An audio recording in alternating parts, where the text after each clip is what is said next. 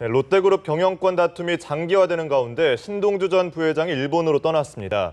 이런 가운데 신동빈 회장은 한국과 일본 롯데 모두를 표면적으로 장악한 것으로 알려졌는데요. 네, 이 내용을 포함한 한 주간의 사회 이슈들에 대해서 살펴보겠습니다. 최요한 시사경제평론가 나와 있습니다. 안녕하십니까? 예, 안녕하십니까?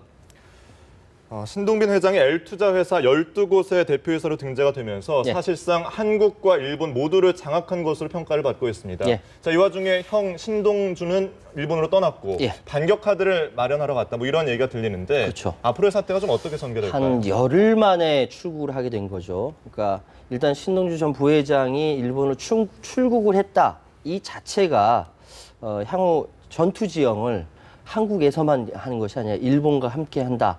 뭐 이렇게 자신한테 불리한 지형은 피하는 게 맞지 않습니까? 네네. 그렇게 해석할 수도 있고요. 현재 상황을 따져봤을 때 어쨌든 지금 상황은 신동주 전 부회장한테 유리한 건 절대 아니고요. 인사권도 없고 조직도 없는 상황에서 그러니까 관련 기업들이 과연 신 전 부회장 말을 믿고 따를 수 있을 것인가. 왜냐하면 그 배경이 되는 신격호 총괄 회장에 대해서 건강이라든지 여러 가지 의구심이 있기 때문에 그런 거죠. 그래서 신동주, 신동빈 두 형제의 계열사 지분도 비슷하고 그리고 지금껏 그런 상황에서 한국 롯데가 성장한 것이 그러니까 일본 롯데가 성장한 것보다 훨씬 더 크니까 경영 능력에 대해서는 동생한테 손을 들어주는 상황. 아무리 아버지가 옆에 뒤에서 받쳐준다 하더라도 특히 하치코 여사가 차남인 신동빈 회장에게 기울어져 있다라는 평가를 받고 있는 상황에서 지금 상황을 반전시키기로는 그렇게 힘들지 않을까 이렇게 생각이 됩니다. 네, 그렇다면 좀 이달 중에 개최될 것으로 알려진 주총에서도 동생 쪽이 유리할 것이다 이렇게 보시나요? 대체적으로 시장에서는 그렇게 보고 있고요. 왜냐하면 이제 법적 대응을 하겠다라는 이렇게 이야기 먼저 나온 이유가 그 자체가 불리하다라는 걸 이야기해 주는 거거든요. 그래서 이제 현재 상황을 한 두 가지 정도로 지적할 수 있을 것 같습니다. 첫 번째는 현재 일본에서 법정 대응을 한다. 이 부분은 그러니까 L투자회사 깜짝 놀랐죠. 사실은 전혀 생각도 못 했는데 그게 다 신격호 총괄 회장의 소유로 된 걸로 알고 있는데 네. 뒤바뀌었다. 네네. 이거 다들 깜짝 놀랐는데요. 어쨌든 이 부분까지 이렇게 신동빈 회장한테 가 있다라면 절대적으로 신동주 전 부회장한테 불리한 상황이고 일본에서 법정 이것이 벌어진다 하더라도 상법상으로도 그 신동주 전 부회장 불리하다 이렇게 생각이 되고요. 네. 그리고 두 번째로는 현재로서는 그 광윤사라든지 롯데홀딩스라든지 지금 L투자회사까지 포함해서 어머니 하츠코 여사 또는 하츠코 여사 집안 의 입김, 영향력이 상당할 것 같다라는 말씀을 드리고 싶습니다. 이 상황은 상당 지분 광윤사의 지분을 갖고 있다는 이야기도 있고요. 여러 가지 부분에서 차남에게 쏠려 있는 어머니의 의중이 아버지도 설득할 수 있고 왜냐하면 지금 신격호 총괄 회장이 아무 이야기하지 않고 가만히 있지 않습니까? 네네. 이상하다는 얘기들을 하고 있거든요. 이것이 저번에 하츠코 여사가 설득하러 갔다. 뭐 이런 얘기랑 같이 맞물리면서 신동주 전 부회장한테 굉장히 불리한 상황으로 돌아가고 있는 것 같습니다. 네. 네. 롯데 사태가 일파만파 커지다 보니까 이제 정치권에서도 목소리를 내기 시작했습니다. 예. 자, 일단 당정협의회에서 재벌 총수와 해외 계열사의 지분을 공시하도록 하는 이 공정거래법 개정이 검토 중인데 예. 만약에 이 개정안이 통과가 된다면 그동안 롯데의 지분 구조가 굉장히 복잡하지 않았습니까? 예. 앞으로 좀 간단 명료하게 투명해질 수 있을까요? 2013년까지만 해도 그 계열사 고리가 95,033개. 어마어마하죠. 어마어마했죠. 이거를 417개까지 줄였던 것이 더 신기하죠. 그러다 1년 만에 또 한 개 더 줄여서 416개로 줄였어요. 네. 이렇게 된 사항에 대해서 당연히 당정협의회라든지 통해 가지고 총수 해외 계열사에 대한 지분에 대해서 공시 의무화하는 거 당연한 것이고요. 그리고 기존 순환 출자 문제는 좀 복잡하니까 그걸 제외하더라도 신규 순환 출자에 대해서 제한을 한다, 검토한다. 이거 당연한 것입니다. 근데 이 부분에 대해서 그러니까 현행법상 해외 계열사에 대해서 그 공시 의무화하는 것이 불가능하니까 바꾼다는 거지 않습니까? 네네. 그런데 여기서 누가 이야기를 제대로 잘하냐? 김용태 의원이 제대로 이야기했습니다. 롯데 사태 지금 상황을 잘 보면요. 이거는 소유와 구조의 문제 이전에 손가락 해임.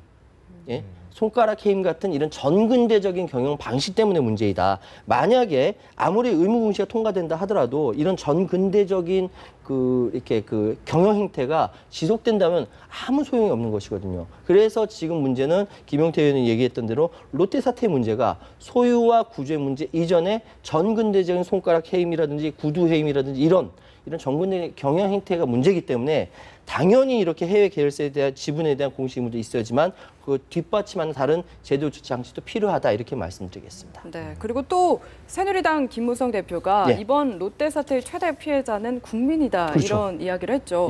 얘기를 살펴보면은 주가가 하락하면서 지금 롯데그룹 계열사의 주주인 국민연금이 손해를 보고 있기 때문인데 그렇다면 국민연금이 좀 개입할 가능성이 있다고 보시나요? 사실은 이제 좀 국민연금이 주저하는 모습을 보이고 있습니다. 그러니까 국민연금 이제 5% 이상 지분을 보유한 롯데 계열사 한 네 곳이라고 합니다. 네. 총 6.9% 지분이 투여되어 있다고 하는데 롯데푸드 같은 경우는 단일 최대 주주고요. 나머지 롯데 칠성음료와 하이마트 네. 2대 주주라고 하는데 사실 그 국민연금이 이렇게 개입을 한다는 거는 어쩌면은 경영 개입 논란이 빚어질 수도 있습니다. 그렇기 때문에 좀 주저하는 모습을 보이고 있는데 이런 태도는 일단 이제 주저한다. 이 부분은 이제 경영 개입 문제가 있겠죠. 그런데 그런 모습을 계속 보이니까 재벌 총수 일가에 대한 견제보다는 재벌 총수의 지배권 강화에 자신들도 모르게 기여해버리는 이런 역할을 할 수가 있다는 생각이 들고 그런 거수기 역할을 했기 때문에 결과적으로 지금 나타나는 롯데 사태라든지 국민들이 낸 돈으로 이렇게 재산상 손실이 있는 상황이 벌어졌다라는 생각이 들고 그래서 예전부터 이 문제 초기에 벌어졌을 때 국민연금이나 금융당국이 개입해야 된다라고 이야기가 나왔었거든요. 네. 늦게라도 이렇게 얘기가 나왔으니까 다행이다. 국민연금 꼭 개입해야 된다고 생각합니다. 네. 자, 일단 주총이 이달 안에 열릴 수도 있다고 하니까요. 이 롯데 사태가 어떻게 전개가 되는지 상황을 지켜보도록 하고요. 예. 자, 다음 주제로 넘어가겠습니다. 자, 요즘 날씨가 굉장히 덥다 보니까 네. 이 밤에 치맥하시는 분들이 굉장히 많습니다. 네, 맞습니다. 근데 지금 치킨 값 때문에 논란이 좀 되고 있는데 생닭 가격이 지금 1,500원에서 2,000원 선에 형성이 되어 있는데 저희가 치킨을 시킬 때는 보통 12,000원, 비싸면 뭐 2만 원에 육박하는 가격을 지불하지 않습니까? 예. 자, 이것을 두고 이제 말이 많은 건데 자, 일단 10배 가까운 이 가격 차이를 뭐 폭리라고 이야기하기 전에 저희가 이 치킨 값이 어떻게 구성되는지를 파악을 해야 될 것 같습니다. 예. 일단 이제 그 치킨 가격은요, 맨 처음 어디서부터 시작되냐면 양계 농가에서 판매되는 것부터 시작이 됩니다. 거기서 1,500원, 2,000원 판매되는 거거든요. 네네. 그러니까 양계 농가에서 어디로 들어가냐면 육계 회사로 들어갑니다. 육개 회사요. 육계 고기를 이제 만드는 회사죠. 네. 닭에서 고기로 만들지, 닭고기로 만들죠. 생닭을 만드는 회사고 여기서 어디로 넘어가냐면은 혹시 커다란 통닭집으로 가든지 아니면은 프랜차이즈 회사 보통 하죠. 네. 프랜차이즈 회사로 갔다가 일반 치킨 대리점으로 가게 되는데 이 중간에 유통 부분들, 유통 구조에 여러 가지 돈이 붙다 보니까 당연히 맨 처음에 2,000원, 1,500, 2,000원 양계 농가에서 넘긴다 하더라도 몇 천씩 붙고 나중엔 2배가량 되는 거죠. 그래서 나중에 소비자가 전화해가지고 배달해 주세요 딱 하면은 닭 이 자체가 뭐 이렇게 크게 상관없이 거의 2만 원대 되고 네네. 여기다 맥주 시키고 뭐 무 시키고 이렇게 하게 되면 이건 뭐야? 라는 생각이 드는 거죠. 네. 그래서 지금 그런 중간 유통 과정들이 많다 보니까 정말 말이 많은 게 그러니까 양계 농가에서 오히려 이 프랜차이즈 회사에도 전화해가지고 닭값 좀 그만 좀 올려라. 사람들이 닭고기 더 이상 비싸니까 안 먹는다. 그럼 우리 망한다. 같이 망한다. 이렇게 요청을 하고 있다라고 하거든요. 그런데 한 가지. 요즘 치킨 광고 보면요. 유명한 연예인들 많이 나오잖아요. 많이 쓰죠. 이게 그러니까 비용이 들어가는 게 마케팅 비용이 그렇게 많이 들어가는 거예요. 유명한 걸그룹들 막 나와가지고 닭 광고하고 유명한 개그맨들 나와서 광고하고 네네. 그런 비용들이 워낙 많이 나가니까 가격이 높아지고 소비자들을 주머니가 거기서 털리는 거고 그리고 양계 농가 같은 경우는 눈물 흘릴 수밖에 없는 거죠. 네, 그렇군요. 그리고 또 대리점주들도 또 억울한 면이 있거든요, 사실. 그렇죠. 본사 프랜차이즈만 지금 이득을 보고 있다 이렇게 봐도 될까요? 그러니까 2005년 이후로 지금 10년 동안 이 치킨 가격은 34% 이상, 그러니까 물가 상승률보다 훨씬 더 높은 가격으로 뛰었다고 합니다. 그런데 같은 기간에 생닭은 오히려 하락했다고 해요. 그런데 네.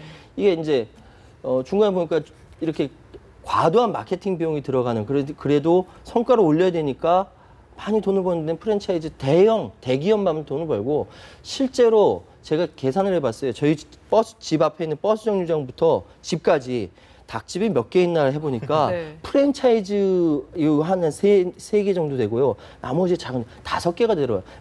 길지도 않거든요. 한 200m 정도 되거든요. 네네. 근데 그 사이에 그렇게 있는 거예요. 이런 경쟁 구도에서 치킨집 사장님들 정말 힘들겠다. 이런 생각이 들거든요. 그러니까 어차피 구조조정 때문에 그만두는 사람들도 있겠지만 버티는 데도 있거든요. 네네. 그러면 중간에 프랜차이즈 대형 회사에서는 이런 부분들에 대해서 잘 조정을 하지 않으면 같이 망해요. 왜냐? 닭 지금 비싸다고 안 먹거든요. 이것 정말 생각 많이 하셔야 됩니다.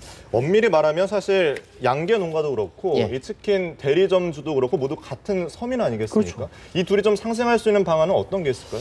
글쎄요. 그러니까 양계협회에서 지난달 15일 업체에다가 이게 그 가격이나 동참 요구를 이렇게 발송을 했죠. 공문을 네. 발송했대요. 근데 반응이 없답니다.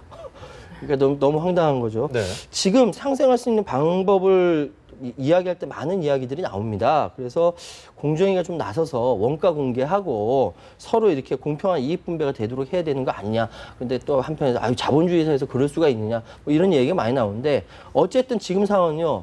양계 농가나 육계 회사나 프랜차이즈 회사나 치킨 대리점이나 다 같이 한 배를 타고 있는 데거든요. 근데 닭고기가 지금 소비가 점점 줄어들고 있어요. 같이 어려워진다는 거거든요. 지금 당장 프랜차이즈 잘 된다고 하고 있지만 점점 사람들이 닭 너무 맛있는데 너무 비싸. 대신 다른 거 먹자라고 얘기하면 같이 손해나는 부분이기 때문에 같이 머리 맞대고 같이 논의하지 않으면 큰일 난다. 이렇게 말씀드리겠습니다. 네. 그리고 이번 주에 또 이슈가 됐던 게 예. 박근혜 대통령의 대국민 담화가 아닐까 싶습니다. 예. 그중에서 공무원 임금 체계를 개편하겠다 이런 이야기를 했고요. 실제로 좀 진행이 되는 것 같은데 평가 등급에 더블 S 등급을 하나 추가를 해서 성과금을 더 주는 방안, 반면에 좀 못하는 공무원들은 퇴출시키겠다. 예. 이게 골자인 것 같은데요. 흔히 말하는 공무원 철밥통 좀 해소될 수 있을까요? 공무원들이라고 이야기하면 일단 먼저 떠오르는 이미 방금 얘기했던 철밥통. 예. 그러니까 왜냐하면 지금 워낙 그 고용 구조가 불안하다 보니까 철밥통이라는 이미지를 갖고 있는 공무원에 대해서 인상이 안 좋은 국민들의 이미지가 그렇거든요. 이런 부분들이 있는데 반면에 노량진에 가보면요. 노량진의 컵밥거리라고 아시죠? 알죠, 네. 알죠. 청년들이 조그만 컵에다가 이렇게 해서 밥 먹는다고 해서 컵밥거리라고 하는데 그렇게 몰리는 이유는 고용 안정성 때문에 그렇거든요. 근데 고용 안정성을 완전히 깨트리겠다는 어찌 보면 굉장히 혁신적인 내용입니다. 근데 기존 정권들이 안 했냐? 그러지 않고 했거든요. 저항 때문에 못했던 것이고 그렇기 때문에 이 부분에 대해서는 좀 심각하게 접근해야 될 것이 그러니까 성과급 지급이라든지 무능공무원 퇴출 문제라는 것은 단순 정책의 문제가 아니라 지금까지 우리 사회에서 사회적 효율성을 추구하는 한 방편으로도 공무원에도 적용하겠다라는 것이지 않습니까? 그런데 일반 회사라면 이거는 전혀 문제가 안 되는데 이건 공무원, 공공의 성격을 가진 임무를 띈 사람들의 일이기 때문에 문제가 되는 겁니다. 그래서 국가에서는 이런 것들이 있을 것 같아요. 효율성이 좀 떨어지더라도 꼭 챙겨야 할 부분이라든지 종종 예를 들어 저소득층에 대해서 배려해서 일을 해야 되는 부분. 여기는 효율성 들어가면 안 되는 부분이거든요. 그렇기 때문에 공무원 철밥통도 문제가 있지만 철밥통이 아닌 부분에 있어서 평가하는 문제도 같이 고려해서 아주 디테일한 세심한 정책적 배려가 필요하다. 그냥 무조건 일률적인 기준 가지고 할 수 있는 건 아니다. 이렇게 말씀드리겠습니다. 네. 네. 또 한 가지 의구심이 드는 게 예. 등급이 더 하나 추가된다고 해서 이 공무원 철밥통 문제가 또 해결될 수 있을까 싶기도 한데 결국은 등급이 몇 개냐가 중요한 게 아니라 이 공정한 평가 기준을 적용하는 게 관건 아니겠습니까? 그러니까 이 기사가 나오고 나서 밑에 있는 댓글 달린 것들을 딱 보니까 제일 많이 받는 댓글이 어떤 댓글이냐면 네. 민원 서류 많이 발급하는 공무원, 교통범칙 과태료 많이 부과한 공무원, 그리고 기한서 많이 올린 공무원, 회식 자리 안 빠지고 그 분위기 띄운 공무원. 네. 이런 사람들은 그러면 성과를 어떻게 잘 줘야 되냐 말아야 되냐 이런 얘기가 하거든요. 즉 뭐냐면은 기준이라는 거죠. 과연 이 기준이 얼마나 그것이 WS까지 있어가지고 5단계다, 뭐 4단계다 이게 문제가 아니라 얼마나 공정하고 얼마나 투명하고 그 단위 공동체 모두 다 이렇게 다 인정할 수 있느냐. 만약에 그 기준이 자의적이라든지 뭐 불투명하고 일부 뭐 위에 있는 과장님한테만 막 인사 잘하고 뭐 이런 공무원한테 점수 잘 줬다. 이거는 불공평한 거지 않습니까? 그 기준에 대해서는 각각 다 다르겠지만 기준을 잘 만들어야 된다. 그 말씀드리겠습니다. 네, 결론은 공정합니다라는 이야기였고요. 지금까지 최요한 시사경제평론가와 한 주간의 주요 이슈들 짚어봤습니다. 감사합니다. 예, 감사합니다.